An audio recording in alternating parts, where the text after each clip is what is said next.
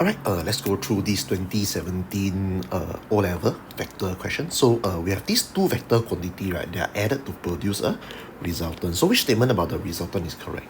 So for this example, let's just say I give you a 5 Newton force and of course 10 Newton force towards the right hand side. So these are known to be two vector quantity, and of course the resultant, right, will be 15 Newton.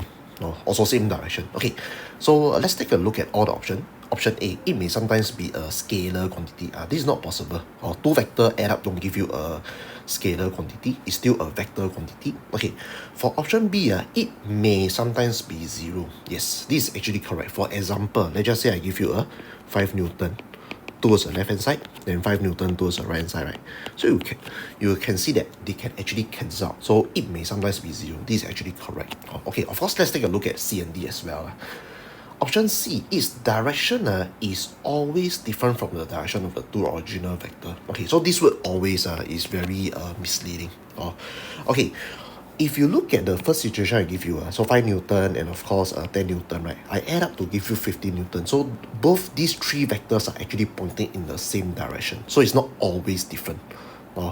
So this cannot be correct. Okay, then what about D? Its magnitude is always different. So same thing, always different from the magnitude of the two original vector.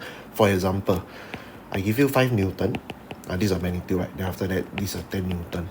So the resultant will be 5 Newton. So you can see that the resultant magnitude and one of the original vector, right, has the same magnitude.